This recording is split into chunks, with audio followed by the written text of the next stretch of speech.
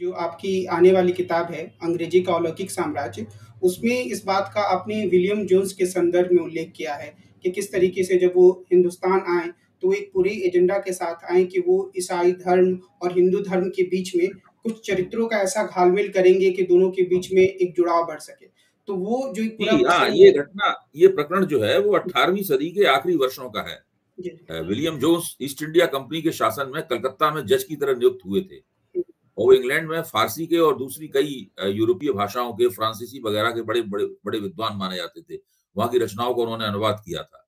जब वो कलकत्ता आ रहे थे क्रोकोडाइल नामक जहाज पर बैठकर, तो उन्होंने अपनी डायरी में नोट किया कि आखिरकार वो कौन कौन से दायित्व हैं जिनका निर्वहन उन्हें उन्हें हिंदुस्तान जाकर करना है। तो उसमें एक दायित्व ये भी था कि जो ओल्ड टेस्टामेंट यानी हिब्रू बाइबल है, यानी पहली बाइबल है, उसके उसके जेनेसिस नामक अध्याय में सृष्टि रचना के जो वृतांत लिखे हुए हैं, यानी जो सृष्टि रचना से संबंधित बाइबल का सत्य है, उस सत्य को प्रमाणित करने के लिए वे हिंदू पुराण कथाओं का सहारा लेंगे।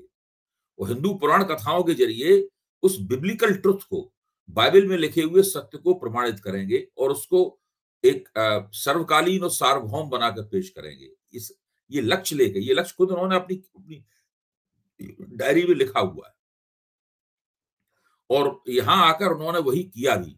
उन्होंने एशियाटिक सोसाइटी की स्थापना की और एशियाटिक सोसाइटी के मंच पर व्याख्यान देते हुए उन्होंने ये सब बातें लिखी। जैसे मसलन उन्होंने, मैं आपको बताऊं कि उन्होंने क्या लिखा था। अगर आप विलियम जोन्स की बातें सुनेंगे तो आपको लगेगा कि मदनी ने जो कल्पना की उड़ान भरी है ओम और अल्लाह को लेकर, वो तो विलियम जोन्स की जो कल्पनाओं की उड़ान थी उसके मुकाबले कुछ कुछ भी नहीं है। अब जैसे कि वो कहते हैं कि जेनेसिस में जो हजरत नूह हैं, जिनको नोहा अंग्रेजी में बोलते हैं, जेनेसिस के हजरत नूह ने जो जल प्रलय का वहां दृष्टांत लिखा हुआ है, उसके दौरान मानवता के बचे हुए तत्वों को लेकर जो अपनी किश्ती चलाई थी, उसके कुछ ही समय बाद राम ने भारतीय सभ्यता की स्थापना की थी। ये विलियम जोन्स ने दावा किया। उन्होंने दावा किया कि बाइबल में जो कुश नाम का चरित्र है, वो दरअसल राम के पुत्र कुश के समान कुश है। राम स्वयं, जो बाइबल में रामा नाम का एक चरित्र है, तो वो कहते हैं कि रामा का जो किरदार है वो दरअसल राम है। और वो कहते हैं बाइबल में जो मिज़राइम है, वो पूर्वी भारत में मिलने वाले ब्राह्मणों का जो जाति सूचक नाम मिश्रा है, उसके, वो बताते हैं उसके समकक्ष है।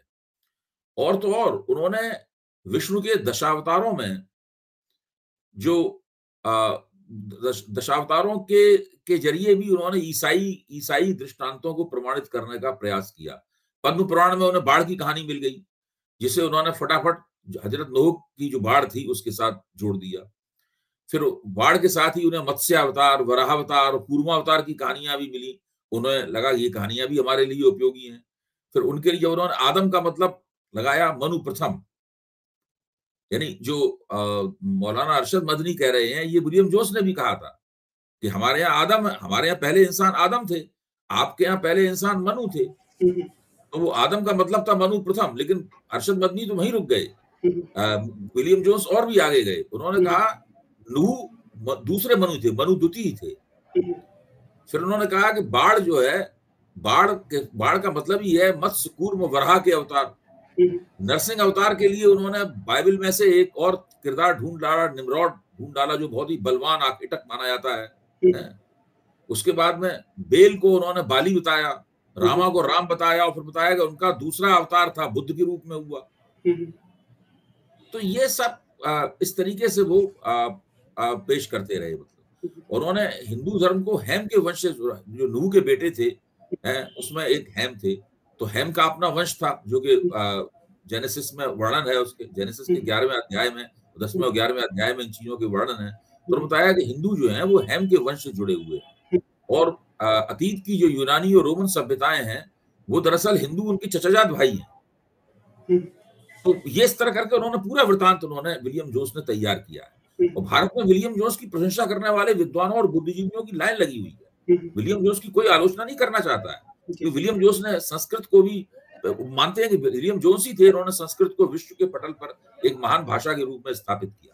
इस संदर्भ में मेरे मन में भी ये अक्सर विचार आता है और आपकी किताब की पांडुलिपि को पढ़ते हुए भी आया कि क्या विलियम जोन्स और मैकाले दो अलग-अलग दौर के औपनिवेशिक प्रशासकों के स्वरूप को प्रस्तुत करते हैं। एक जो हिंदुस्तान की परंपरा के प्रति ज़्यादा हमदर्दी रखते थे, उसको सीखना चाहते थे, और एक जो तिरस्कार का भाव रखते थे और मानते थे कि भारतीय लेखन में, उसकी परंपरा में, उसकी संस्कृति में कुछ भी ग्रहण करने लायक है नहीं है। तो क्या आप इसको इस तरीके से हम देख सकते हैं कि औपनिवेशिक दौर के ये 2 दौर थे, एक थोड़ा ज़्यादा सहानुभूति रखता था और दूसरा जो बिल्कुल ही हीन मानता था भारतीय सभ्यता या संस्कृति को?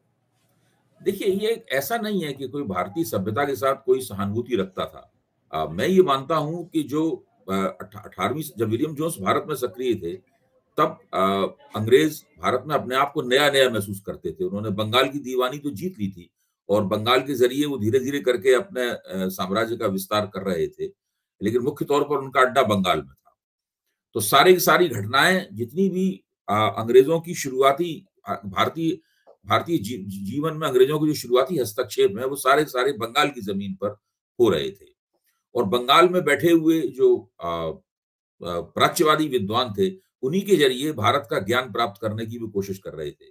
तो अंग्रेज़ों को इस बात को लेके अचंभा होता था कि ये भारतीय किस तरह के हैं, उनका धर्म किस तरह का है, उनके बारे में जानकारी भी हासिल करना चाहते थे। उनकी ये समझ में नहीं आती थी कि इन लोगों का कोई अखिल भारतीय स्तर पर कोई एक ऐसा कानून नहीं है, जिसके तहत सब लोग चलते हों। तो विभिन्न कितनी संहिताएँ हैं, कितनी स्मृतियाँ हैं, उनके ज़रिए अलग-अलग जगह अलग-अलग स्मृति है, अलग-अलग रिवाजी कानून हैं, पारंपरिक जीवन जो है वो रिवाजी कानूनों के मुताबिक चलता है। तो वो सब इस खोज में थे कि किसी तरीके से उन्हें एक स्मृति मिल जाए, एक ऐसी कानून की संहिता मिल जाए जिससे वो हिंदुओं की केंद्रीय संहिता बना सकें। यह काम भी विलियम जोन्स ने किया। इस काम के लिए उन्होंने मनुस्मृति को चुना और मनुस्मृति को उन लोगों ने अंग्रेजी में उसका अनुवाद किया और मनुस्मृति को एक तरह से अ, अंग्रेजों के ज़रिए ही भारतवासियों को बताया गया, हिंदुओं को बताया गया कि मनुस्मृति वो केंद्रीय कानून है, केंद्रीय कानूनी संहिता है, जिसके तहत उनका सामाजिक जीवन अभी तक चलाया जाता रहा है, संचालित किया जाता रहा है। इससे पहले इससे पहले हिंदुओं से अगर पूछा जाता कि क्या मनुस्मृति क्या है? तो वो कहते हैं कि बहुत सारी स्मृतियाँ हैं, उसमें मनुस्मृति भी एक है। वो बहुत सारी स्मृतियों में तरह-तरह की बातें लिखी हुई हैं, एक-दूसरे को काटती बातें लिखी हुई हैं। खुद मनुस्मृति में भी एक-दूसरे को काटती बातें लिखी हुई हैं। तो भारतीय समाज इन स्मृतियों के आदेशों के मुताबिक इन स्मृतियों में जो कानून लिखे हुए थे, जो नियम लिखे हुए थे, उनके मुताबिक नहीं चलता था। वो समाज समाज के विभिन्न समुदायों की अपनी परंपराएँ थी, विभिन्न क्षेत्रों की अपनी परंपराएँ थी, उसके मुताबिक चलता था। विलियम जोन्स ने एक काम ये भी किया कि भारत के ऊपर उन्होंने मनुस्मृति ठोक दी, मैं ये कहूँगा। हुँ। दूसरी बात ये वो समय था जबकि अंग्रेज भारत का ज्ञान प्राप्त करने की कोशिश कर रहे थे और उनको लगता था कि इस जो बहुत ही प्राचीन सभ्यता है, इस प्राचीन सभ्यता के सामने हमारी सभ्यता जो अपेक्षाकृत नई है, उसको हम उसके समकक्ष कैसे स्थापित करें। उनके मन में ये भी थी कि अगर अंग्रेजों में और हिंदुओं के बीच में कुछ बिरादराना नुक्ते वो ढूँढ निकालें, तो शायद हिंदुओं पे हुकूमत करने में उन्हें आसानी होगी और हिंदुओं का एक बड़ा हिस्सा उनको अपने हुक्मरान के रूप में स्वीकार कर लेगा। लेकिन 1830 के दशक तक, मैकाले के ज़माने तक अंग्रेजों में काफ़ी आत्मविश्वास आ चुका था। उन्होंने साम्राज्य को मजबूत कर लिया था, साम्राज्य का काफ़ी विस्तार हो चुका था और उधर इंग्लैंड में भी अंग्रेजी भाषा की काफ़ी प्रगति हो गई थी। उसके व्याकरण तैयार हो गए थे, उसके शब्दकोश तैयार हो गए थे। अंग्रेजी का करीब 50 साल तक 18वीं सदी के आखिरी 50 सालों में एक बहुत ज़बरदस्त मानकीकरण की मुहिम चलाई गई थी, जिससे अंग्रेजी को ज्ञान विज्ञान की भाषा के रूप में स्थापित किया गया था। तो अंग्रेजी के बारे में भी अंग्रेज़ों के मन में काफ़ी गर्व की अनुभूति थी। जब मैकाले के भारत की धरती पे कदम पड़े। तो मैकाले और मैकाले से पहले जेम्स मिल ने ये साबित किया कि प्राच्यवादियों ने जो थोड़ी बहुत भी भारत की संस्कृति की प्रशंसा की है, संस्कृत की प्रशंसा की है,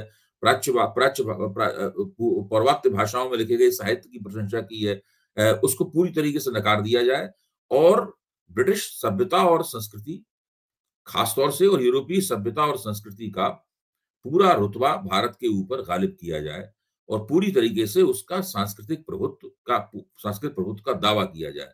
तो मैकाले के जो कुख्यात मिनट्स हैं, जो 5000 शब्द के हैं, उनको हमें इसी रूप में देखना चाहिए। ये ब्रिटिश ईस्ट इंडिया कंपनी, मैं ब्रिटिश शब्द इसलिए लगा रहा हूँ कि डचों की भी एक ईस्ट इंडिया कंपनी थी।